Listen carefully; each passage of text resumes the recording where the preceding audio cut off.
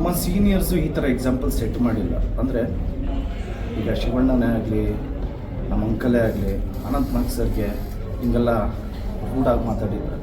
So ಈ ಥರ example ನಮ್ಮ ಸೀನಿಯರ್ಸು ನಮಗೆ ಸೆಟ್ ಮಾಡಿಲ್ಲ.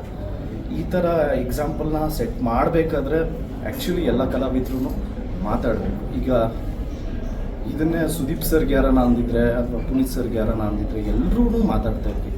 ಇವಾಗ ಇಟ್ಸ್ ಆ ಟೈಮ್ ಟು ಟಾಕ್. ಬಿಕಾಸ್ ಇದು ಮಾತಾಡಲಿಲ್ಲ ಅಂದರೆ ಇವಾಗ ಒಬ್ಬರಾಗಿದ್ದರೆ ಆಮೇಲೆ ಜಾಸ್ತಿ ಜನ ಆಗ್ತಾರೆ. ಇದು ರಾಂಗ್ ಎಕ್ಸಾಂಪಲ್ ಆಗಿ ಸೆಟ್ ಆಗುತ್ತೆ. And it is not necessary.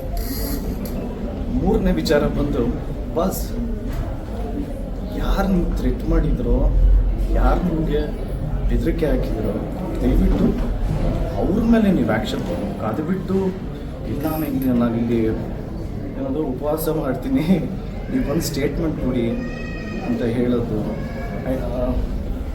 ಇದೆಲ್ಲ ಒಳ್ಳೆ ಬೆಳವಣಿಗೆ ಅಲ್ವೇ ಅಲ್ಲ ಅಂತ ಅನಿಸುತ್ತೆ. ಏನು ಪ್ರೂವ್ ಮಾಡೋಕ್ಕೆ ಟ್ರೈ ಮಾಡ್ತಾಯಿದ್ರು ಅಂತ ಗೊತ್ತಾಗಿಲ್ಲ.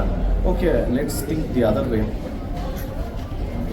ವಾಟ್ ಇಫ್ ಅವ್ರಿಗೇನು ಗೊತ್ತೇ ಇಲ್ಲ, ನಿಜವಾಗ್ಲೂ ಅವರು ಇದರಲ್ಲಿ ಇನ್ನೋಸೆಂಟ್ ಅಂತ ಪ್ರೂವ್ ಆದರೆ ಏನು? ಅವರೇನಾದರೂ ಕಳಿಸಿದ್ರ ಹೋಗಿ ಪ್ರಥಮವಾಗಿ ಥ್ರೆಟ್ ಮಾಡಿ ಅಂತ?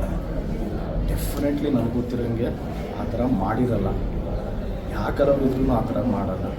ಆ್ಯಂಡ್ ವೈ ಪ್ರಥಮ್ ಈ ಥರ ಥಾಟ್ ಬಂದಿದೆ ಗೊತ್ತಿಲ್ಲ. ಓಕೆ, ಏನೋ ಅವ್ರು ಏನು ಹೇಳ್ದಂಗೆ ಅವ್ರು ಬೇಜಾರಾಗಿದೆ, ಏನೋ ಮ್ಯಾನಿಪುಲೇಟ್ ಮಾಡಿದ್ರು, ಏನೋ ಚಿಪ್ಸು ಅದು ಇದು ತಿನ್ನೋದಕ್ಕೆ ಅಂತ ಅವ್ರಿಗೇನೋ ತುಂಬ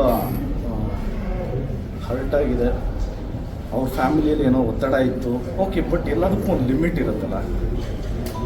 ಇದನ್ನೆಲ್ಲ ನಾನು ಈಗ ಹೇಳ್ತಾ ಇರೋದು ಯಾರನ್ನೂ ಮೆಚ್ಚಿಸೋದಕ್ಕಲ್ಲ, ಯಾರನ್ನೂ ಮೆಚ್ಚಿಸೋ ಅವಶ್ಯಕತೆ ನನಗಿಲ್ಲ.